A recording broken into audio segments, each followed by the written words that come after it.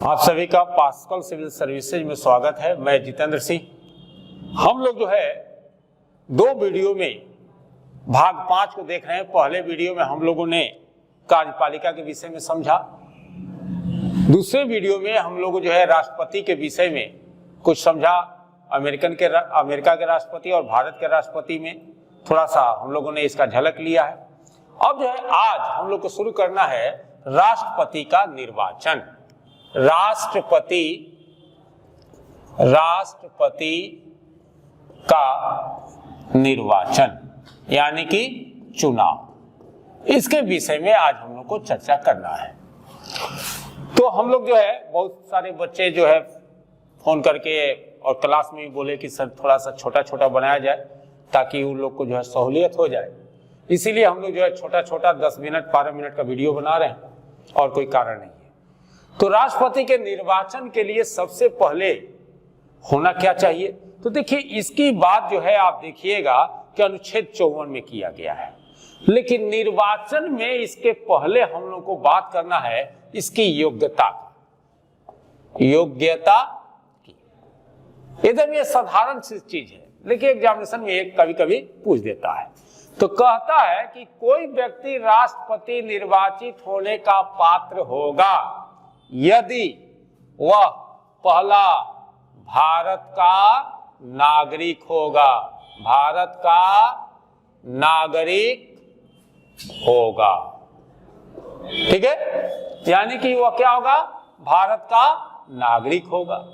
दूसरा जो है होता है कि 35 वर्ष की आयु पूरी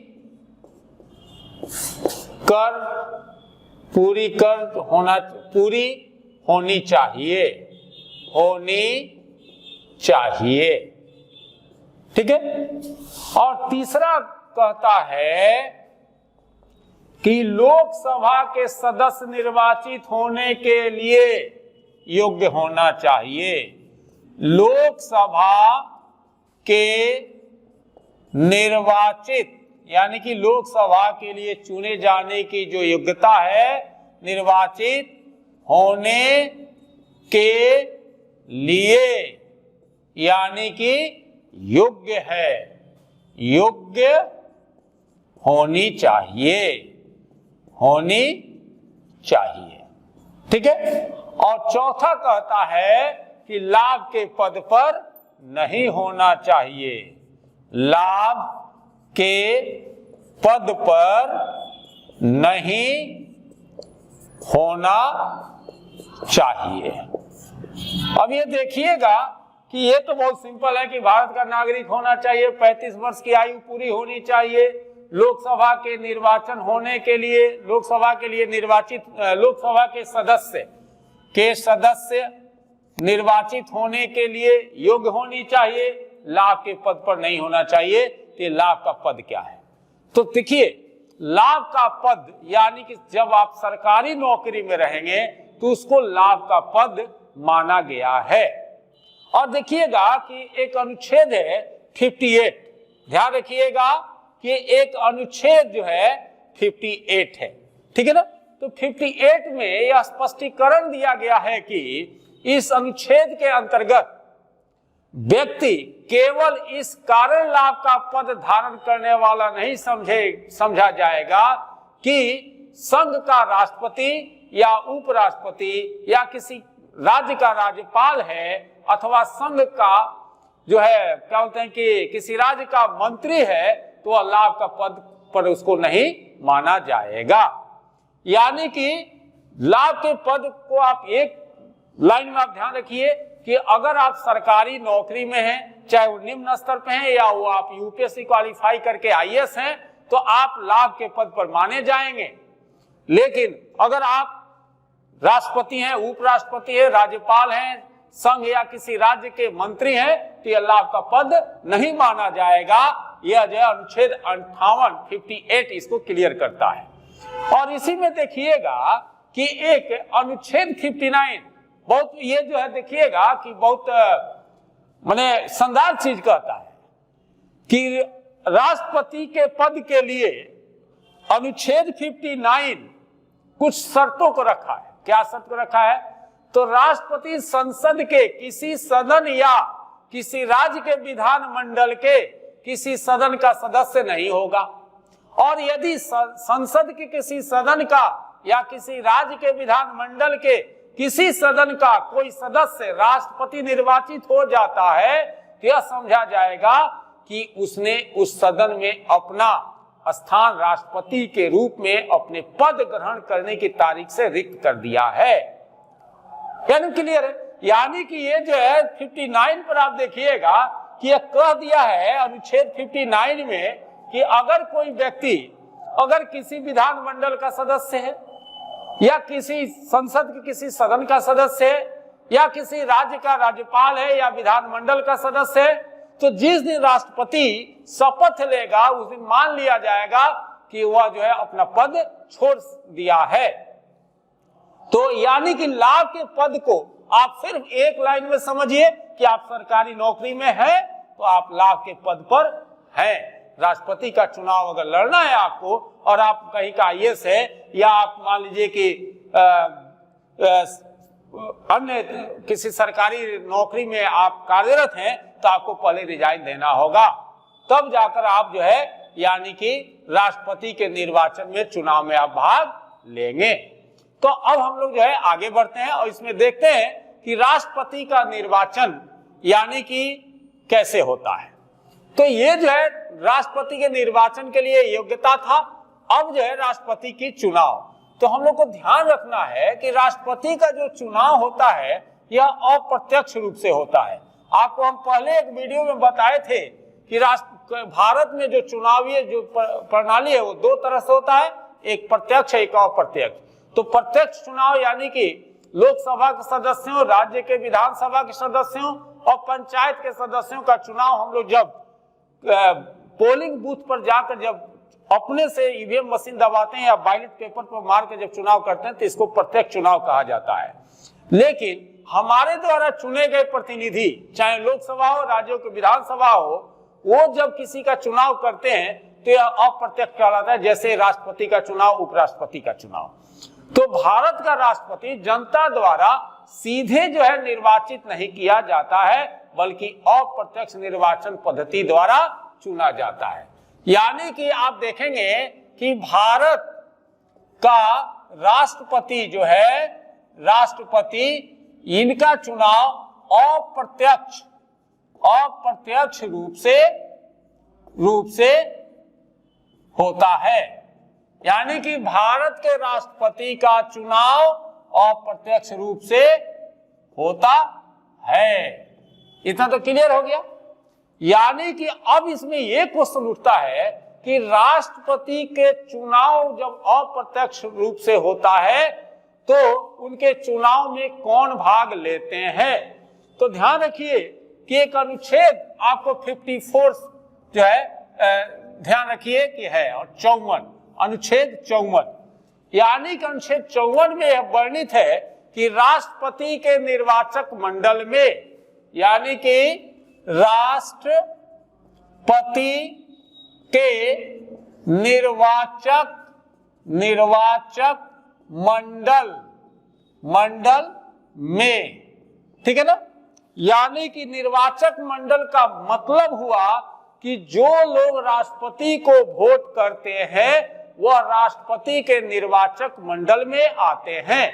जैसे हम लोग 18 वर्ष से जिसका भी एज ऊपर हो गया है, 18 वर्ष पूरा कर लिया है, तो लोकसभा और राज्यों के विधानसभा के निर्वाचक मंडल का सदस्य होता है, उसके निर्वाचन में भाग लेता है।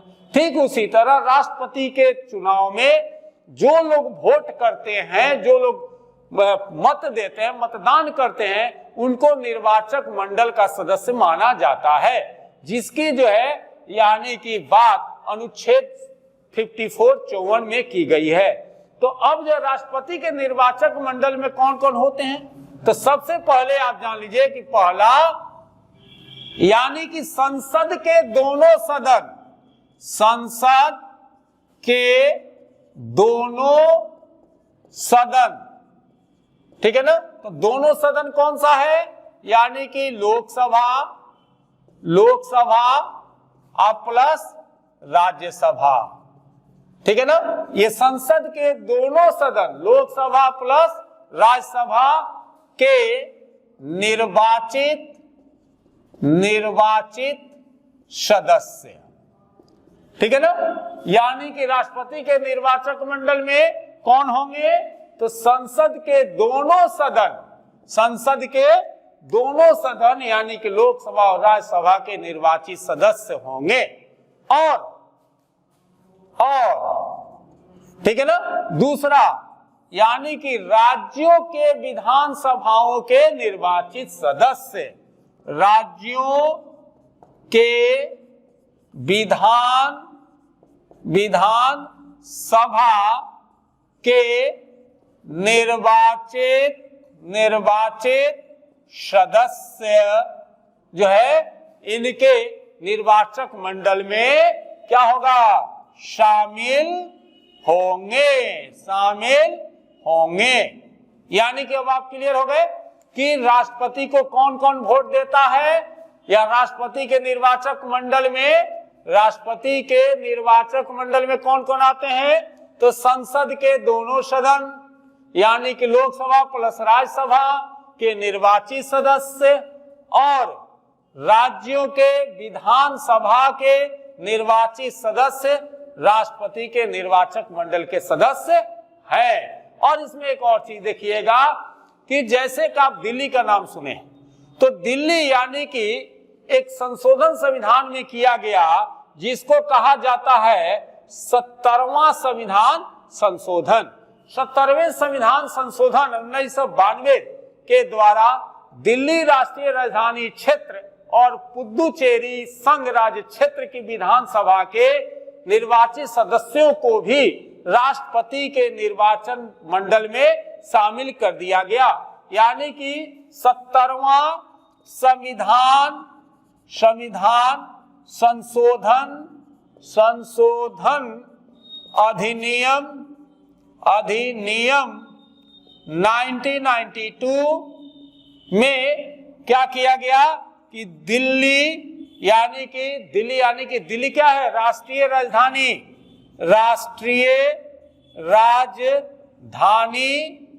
क्षेत्र, ठीक है ना। दिल्ली राष्ट्रीय राजधानी क्षेत्र तथा पुदुचेरी जो है संघ शासित प्रदेश, यहाँ पे भी विधानसभा है दोनों जगह, दिल्ली में भी और पुदुचेरी में भी।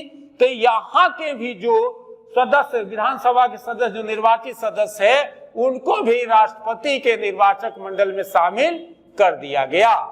यानी कि राष्ट्रपति के निर्वाचक मंडल में संसद के दोनों सदन के, लोकसभा प्लस राज्यसभा के निर्वाचित सदस्य और राज्यों के विधानसभा के निर्वाचित सदस्य शामिल होंगे। और 70वां संविधान संशोधन अधिनियम 1992 के तहत दिल्ली राष्ट्रीय राजधानी क्षेत्र प्लस पुदुचेरी संघ शासित प्रदेश के सदस्य है इसमें यानी कि राष्ट्रपति के चुनाव में भाग लेंगे, ठीक है ना।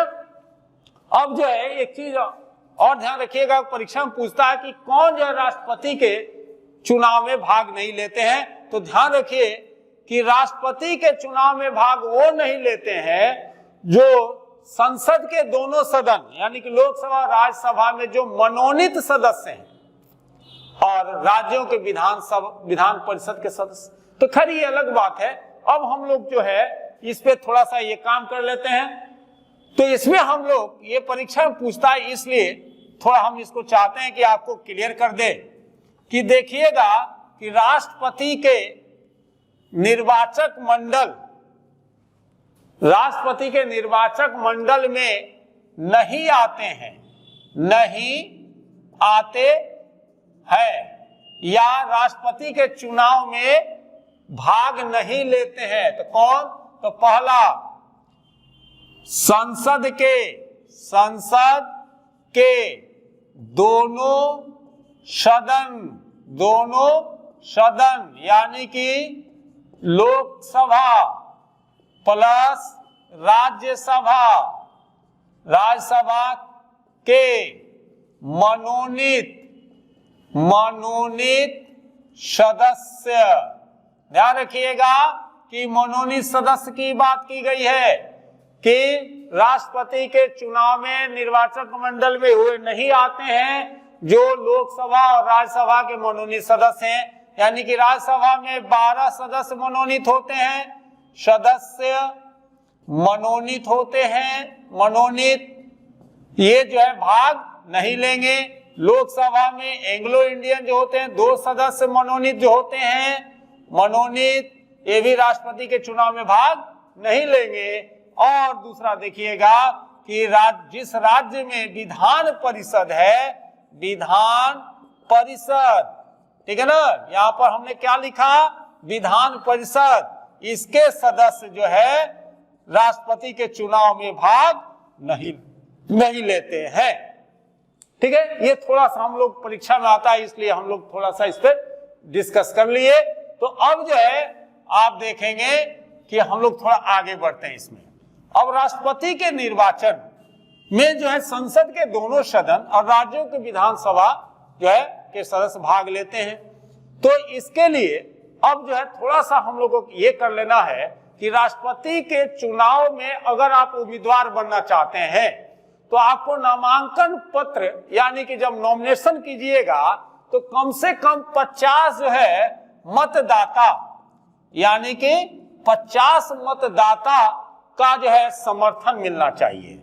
इसका क्या होना चाहिए, समर्थन मिलना चाहिए। और कम से कम 50 जो है मतदाता का प्रस्ताव मिलना चाहिए। यानी कि यहाँ पे पहले आप लिख लीजिए कि आप नॉमिनेशन यानी कि नामांकन करना चाहते हैं, राष्ट्रपति के उम्मीदवार बनना चाहते हैं तो कम से कम 50 सदस्य का यानी कि प्रस्तावक होना चाहिए और 50 सदस्य यानी कि मतदाता को, मतदाता कौन था, एमपी एमएलए ये लोग होते हैं, तो ये 50 मतदाता कम से कम समर्थन इनका होना चाहिए। यानी कि आपके पास कम से कम 100 जो है मतदाता पहले होना चाहिए। और जब हम राष्ट्रपति का नामांकन करते हैं तो कम से कम हमको 15,000 रुपया 15,000 रुपया जो है आरबीआई के पास हमको क्या होगा कि जमा करना पड़ेगा, जिसको कहा जाता है जमानत राशि। जमानत राशि जो है जमा करना पड़ेगा। अगर हम जितना भी वोट पड़ेगा राष्ट्रपति के चुनाव में और उसका 1/6 अगर वोट नहीं आया तो ये जमानत राशि आपको नहीं लौटाई जाएगी।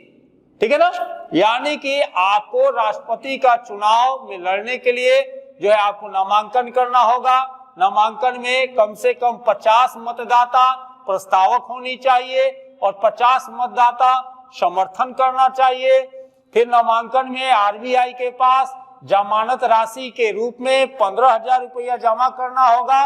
और इस 15,000 में अगर मान लीजिए कि हमने जमानत खड़ा हुए और हमको जितना वोट पड़ा राष्ट्रपति में वहां 1/6 अगर वोट हमको नहीं पड़ा तो ये जमानत राशि आरबीआई मुझे नहीं लौटाएगी। तो ये जो है थोड़ा सा चुनाव में हम लोग निर्वाचन का, फिर हम लोग निर्वाचन की पद्धति अगले वीडियो में पढ़ेंगे। तब तक के लिए जय हिंद, जय भारत।